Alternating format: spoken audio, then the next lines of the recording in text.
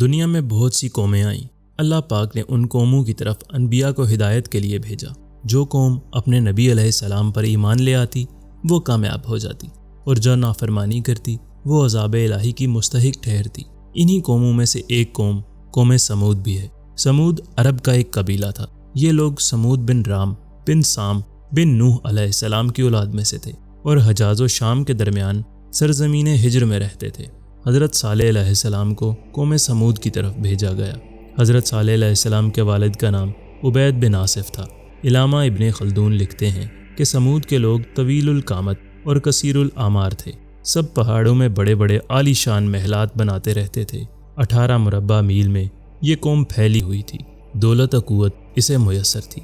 دیار سمود میں پانی کی بڑی قلت تھی۔ لوگ دریا کے نہ ہونے کے باعث کنویں کھود کر پانی حاصل کرتے اور زراعت کا کام سر انجام دیتے تھے۔ اس کے علاوہ ان کے پاس صرف ایک چشمہ تھا جو ضرورت کے اعتبار سے ناکافی تھا۔ سمود کے لوگ اعلیٰ محلات بنوانے کے بڑے شائق تھے۔ وہ تجربہ کار اور ماہروں کو بلواتے، عمارتیں تیار کرواتے۔ مختصراً یہ کہ قوم سمود کا بیشتر حصہ انہی کاموں میں لگا دیتے۔ آہستہ آہستہ ان کا یہ شوق انہیں اپنے خداؤں کی سنگین مورتیاں بنوانے لگا اور ان کی پرستش کرنے لگے۔ حضرت صالح نے فرمایا کہ اے لوگو، اللہ کے سوا کسی اور کو پوجنا چھوڑ دو، صرف اس کی عبادت کرو جو اس کائنات کا واحد خالق ہے۔ اس کا شکر ادا کرو اور غرور سے باز آؤ، ورنہ ایسی مصیبت آئے گی کہ تمہیں چھڑا نہ سکیں گے۔ اس پر قوم سمود نے کہا کہ اے صالح، ہمیں تم سے یہ امید نہیں تھی۔ تو حضرت صالح نے عرض کی کہ مجھ پر اللہ کی عنایت ہے کہ مجھے اس نے تم لوگوں کی رہنمائی کے لیے چنا۔ تمہاری عمارتیں، محلات وغیرہ کسی کام نہ آئیں گے، یہ سب فنا ہو جائیں گے، تم ان سے دل مت لگاؤ۔ قوم کہنے لگی کہ معلوم ہوتا ہے کہ تم پر کسی نے جادو کر دیا ہے، ورنہ تو ہمارے جیسا آدمی ہے۔ پھر کہنے لگے کہ تم سچے ہو تو کوئی نشانی دکھاؤ۔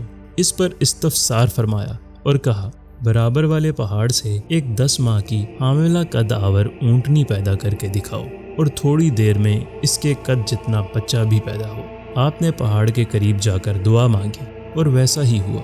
لوگ دیکھ کر حیران ہو گئے اور ایمان لانے لگے۔ تو شیطان نے وسوسے ڈالنے شروع کر دیے، اور وہ لوگ شیطان کی باتوں میں آ گئے اور ایمان نہ لے کر آئے۔ قوم سمود نے اونٹنی کو قتل کر دیا اور بچہ بھاگ کر پہاڑ میں غائب ہو گیا۔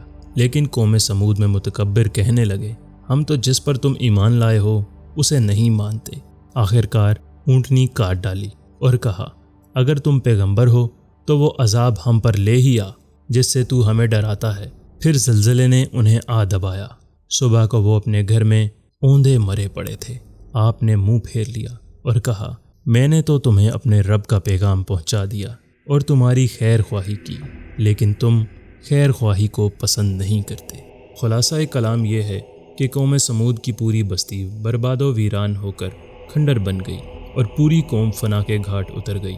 آج ان کی نسل کا کوئی انسان روئے زمین پر باقی نہیں رہا۔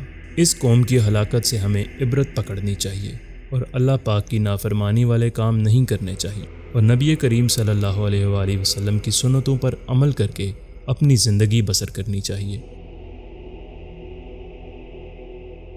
ویڈیو دیکھنے کا شکریہ۔